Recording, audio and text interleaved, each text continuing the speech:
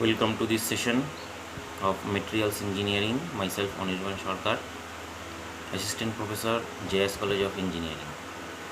Today we will discuss about that indexing of lattice plane and Miller indices. So first of all, we have to discuss why the material property varies depending on this lattice plane. As we know that the materials properties of material depend on their crystal structure, and many of these properties are directional in nature. For example, elastic module of BCC iron is greater parallel to the body diagonal than it is to the cube edge. That means the elasticity of the BCC iron will be greater in diagonals. If we see the a body centered cubic diagonals, it have greater strength than the cube edges. Thus, it is necessary to characterize the crystals to identify specific directions and planes. Specific methods are employed to define crystal directions and crystal planes.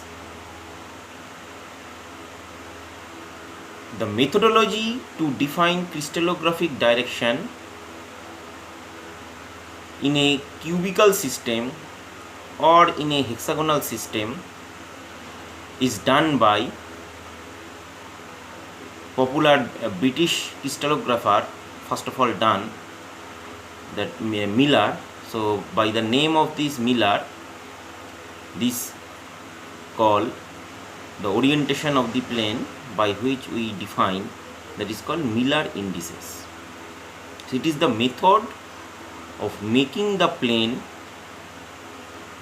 symbolically,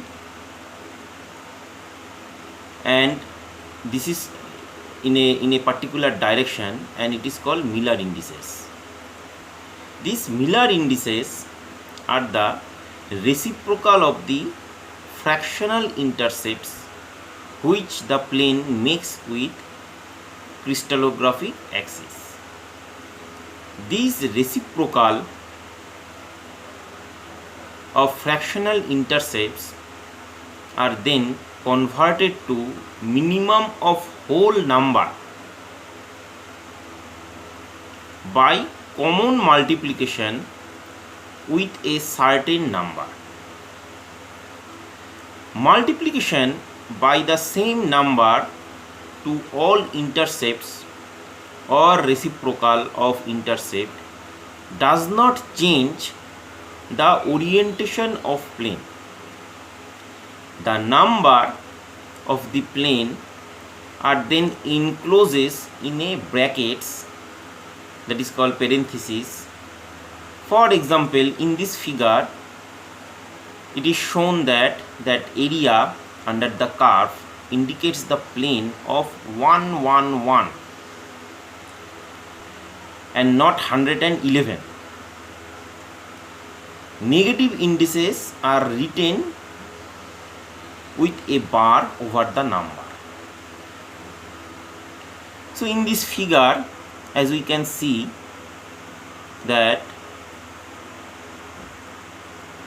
the crystallographic axis x, y, z's are given, and the axial lengths a, b, c are mentioned, and the crystallographic axial length over which we have to make the indices of the plane, that is given by PQR. So in this case, the cubical system, how to find the Miller indices of plane we have to discuss. Now the procedure of finding Miller indices in any plane. First of all, find out the intercepts made by the plane under consideration of three reference axes.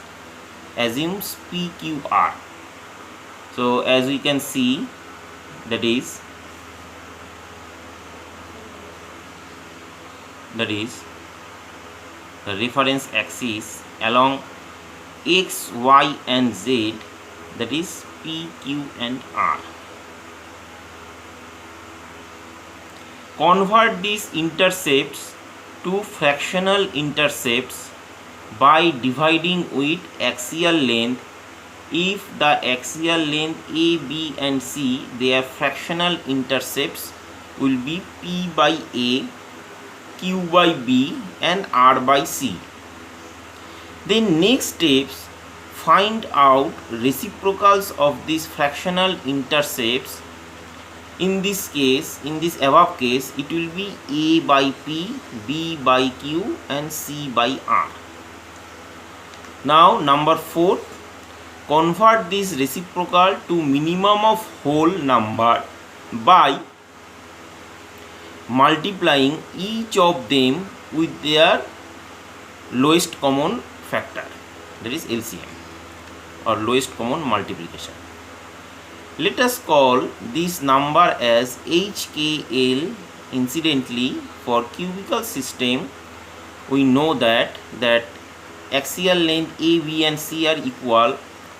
Thus it becomes 1 by P, 1 by Q and 1 by R, that is they became reciprocal of their respective intercepts. And last of all, enclose this number in these brackets parentheses as HKL. The notation HKL represents the Miller indices of the plane under consideration. Now we will see an example.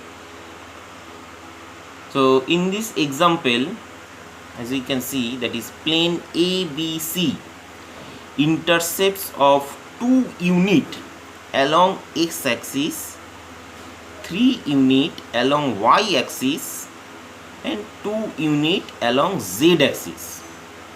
So in this case, how to find the Miller indices of this plane of intercepts of 2 units along x-axis, 3 units along y-axis and 2 units along z-axis.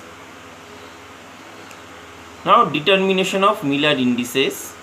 First of all, steps 1, the intercepts are, as we know, that is 2, 3 and 2 on 3 axes. So first of all, what we have to do, we have to find the reciprocal of this, that is 1 by 2, 1 by 3 and 1 by 2 respectively. Step 3, we have to find the least common denominator, that is 2, 3 and 2, it will be 6, and multiplying each reciprocal by, we can get, that is 3, 2 and 3. Hence the Miller indices of the plane ABC is in bracket, that is we have given 2, 3, 2 and 3. So for this problem,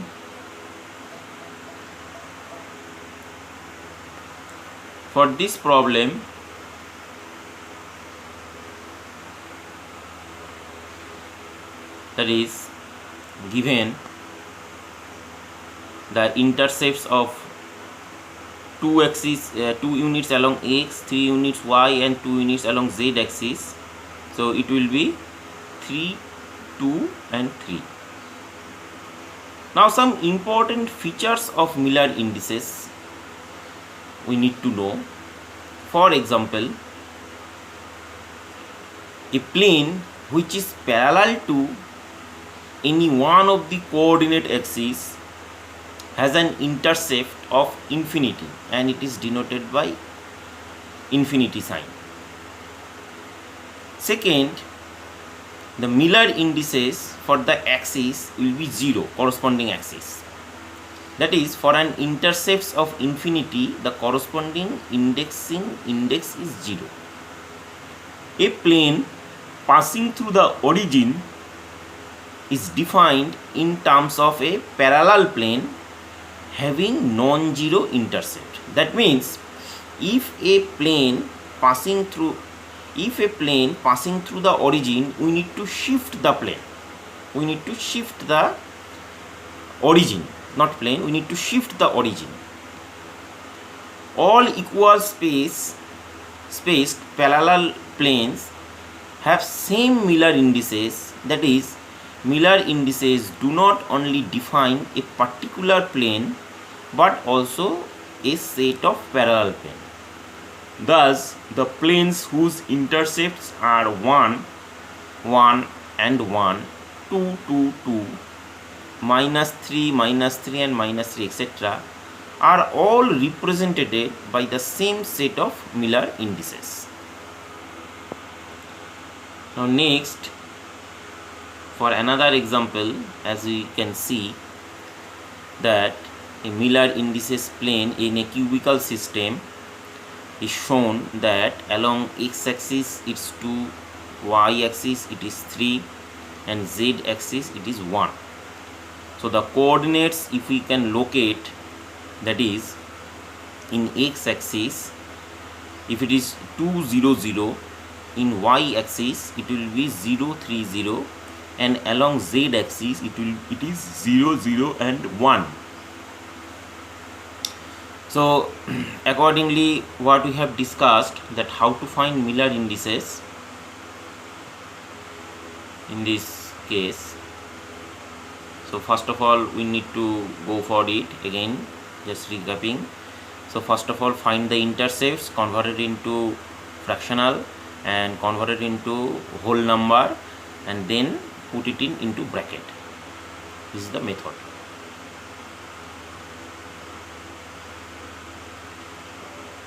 So the intercepts along axes, as we can see in this case, that is 2, 3 and 1, and if we take the reciprocals, that is 1 by 2, 1 by 3 and 1. Convert the smallest integers into same ratio, that is 3, 2 and 6, and we have to need to enclose in the parenthesis, that is in first bracket here in this case. So the Miller indices of this plane of along x-axis 2, y-axis 3 and z-axis 1, it will be 3, 2 and 6. Now for another example, just we need to remember, don't need to draw this except the diagram or etc. to calculate, if we understand, get it fully. So in another example, that is calculate the Miller indices for the plane which intercepts has 2a minus 3b and 4c along the crystallographic axis. So first of all, we need to see that here a negative things is there, that is along y-axis, that is minus 3b. So intercepts are, in this case it will be 2, minus 3 and 4. So first of all, step 1, the intercepts along 3 axes we can define, that is 2, minus 3 and 4. Then the reciprocals we can get, that is 1 by 2, 1 by minus 3 and 1 by 4. We can do it very easily. And the least common denominator is 12. So multiplication by reciprocals that we will get, that is HKL or LCD will be lowest common denominator, that will be, we get 6, minus 4 and 3, and hence the Miller indices of the plane, it will be 6, 4 and 3. 6, minus 4 and 3.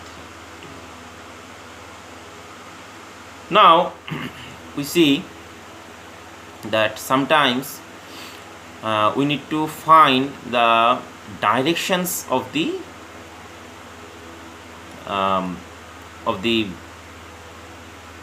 to find the Miller indices, we need to find the directions. Indexing of lattice direction. So what is this indexing of lattice direction? That is the direction of any line in a lattice is described by first drawing a line through the origin, as we can see in this figure, parallel to the given line, and then giving the coordinate of any point of the line. If the coordinate of the point on the line are, if we denote by u, v and w, then the notation in bracket u, v and w used to indicate the directions of the line, directions of the line. Square bracket is used here to indicate the directions of a line. All the lines parallel to the given line with coordinate will have a same coordinate. However, maybe the values of these u, v and w, they always converted to a set of smallest integer by multiplication or division throughout. Therefore, suppose 1 by 2, 1 by 2 and 1, that is given in 1, 1, 2 in bracket and 2, 2, 4, all represents the same direction, if we can see. But 1, 1, 2 is usual form in which it is described. Negative indices are written on bar over the number. So first of all, how to find Miller indices in any of direction. So first of all, as we can see in this diagram, so draw a line. First of all we need to define the axis, that is x, y, z respectively, and along a, b, c are the axial length. So we need to find that Miller indices direction. So first of all we need to draw a line OD passing through the origin and parallel to the line of RS as it is given, that is the direction RS, that is parallel. Take any point of the line OD, such as P, here in this case is given, and we need to draw the perpendiculars of these along xy, yz and xz plane. Find the fractional intercepts then OL along x-axis, OM along y-axis and ON along z-axis in terms of axial unit. That means the axis is given, that is OA, OB and OC respectively. So we need to find the fractional intercepts, that is OL by OA along x-axis, OM by OB along y-axis and ON by OC along z-axis. Now we need to convert these intercepts to smallest integers by multiplication or division throughout. And last of all, enclose these square brackets which represents Miller indices of the line RS.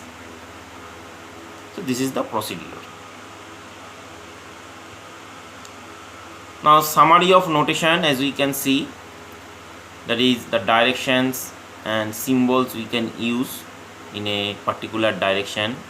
In family direction we can use these are the directions.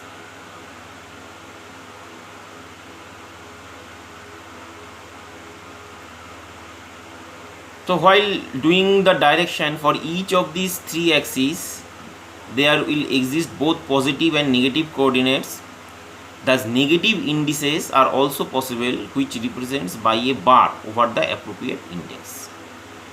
Now this above image as we can see, shows 100, 110 and 111 direction within an unit cell. So first of all, you see that in this direction, that is 100,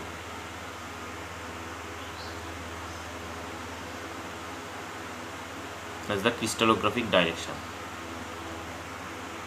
In another direction, that is 110, and in this direction, that is 111.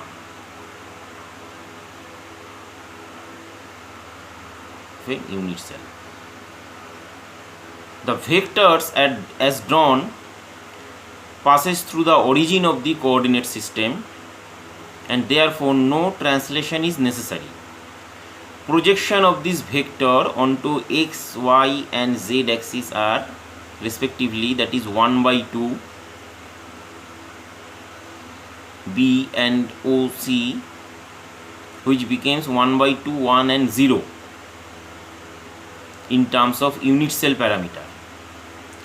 That is, when A, B, C are dropped, reduction of this number to the lowest set of integers is accompanied by multiplication of each by a factor of 2. The yield of this integer 1, 2 and 0, which are then enclosed in the bracket, that is 1, 2, 0. So as we can see, the problem in this direction, we need to find the crystallographic direction by the Miller indices. So as we can see that along x-axis, y-axis and z-axis respectively, as we can see that projection on x-axis, that is a/2 given here. Projection of x-axis, that is a/2 given,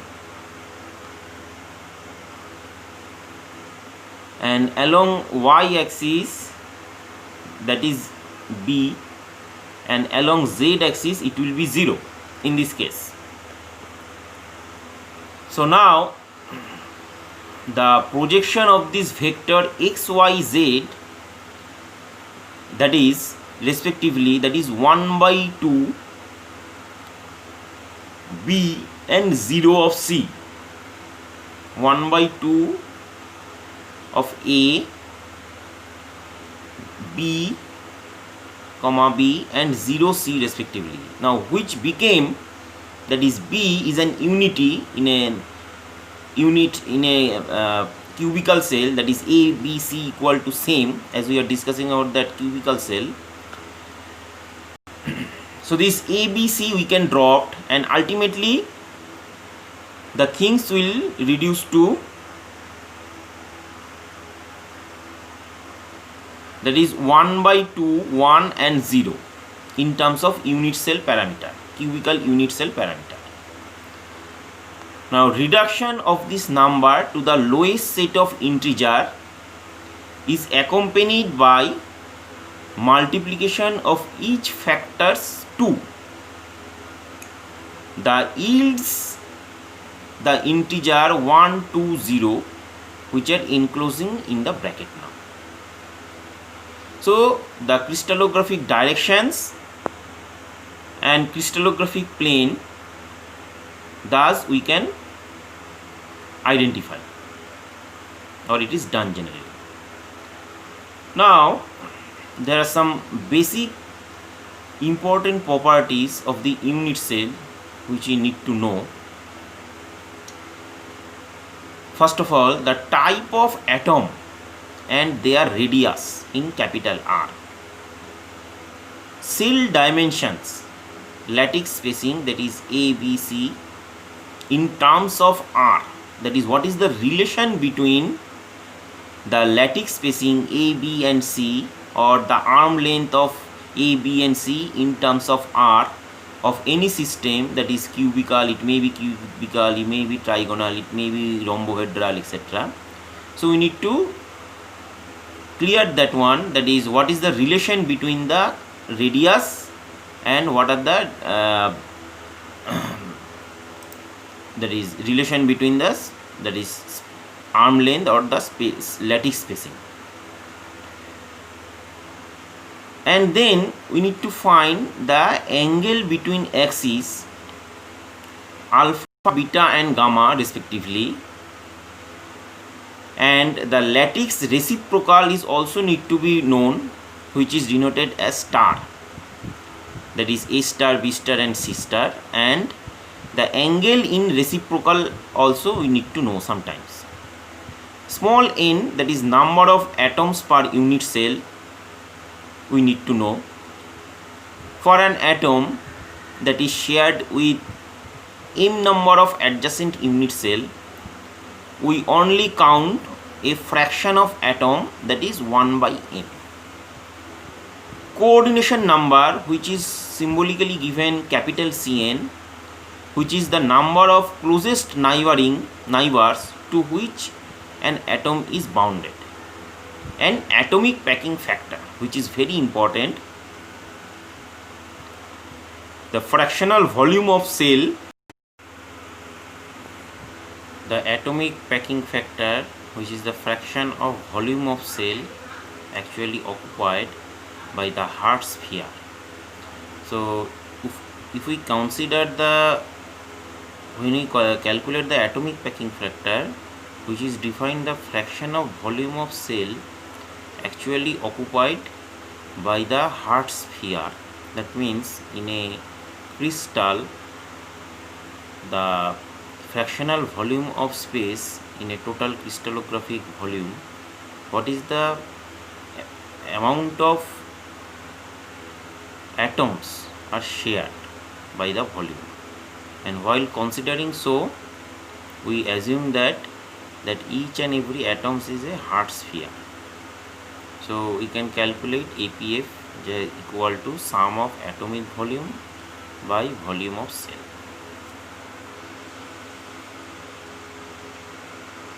So some common crystal structure and their properties we need to understand first of all these things, and how to calculate this coordination number, how to find this coordination number n, and how to find the average number of atoms that is per unit cell, that is small n, coordination number, and what is the relation between the axis of, in a cubical system generally the axis and the radius of this atom, and what is the APF. In summary, we can find in this way, because this simple cubic, body centered cubic, face centered cubic and hexagonal close pack as shown here, these are the common